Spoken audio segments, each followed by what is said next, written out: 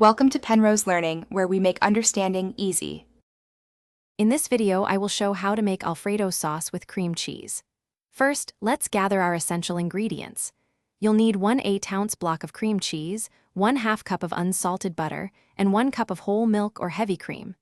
Don't forget 1 cup of freshly grated Parmesan cheese, 2 cloves of minced garlic, and a pinch of salt and black pepper to taste.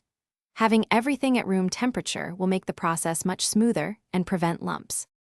Now, let's start building that incredibly creamy base. Begin by melting 1/2 cup of unsalted butter in a medium saucepan over medium-low heat. Once melted, add your 2 minced garlic cloves and sauté them gently for about 1 minute, just until they become fragrant. Be careful not to brown the garlic.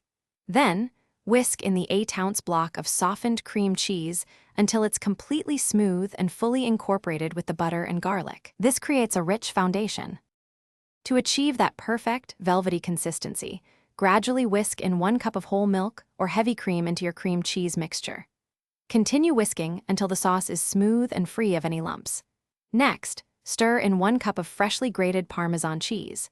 Keep stirring until the cheese fully melts and the sauce begins to thicken beautifully.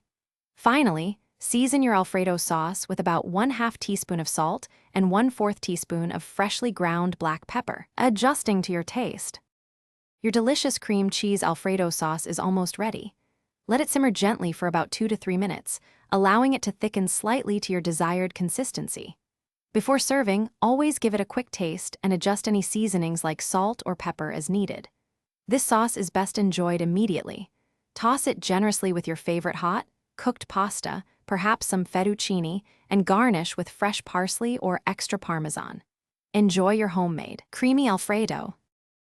Thanks for watching. If this was helpful, leave a like and consider subscribing. See you next time.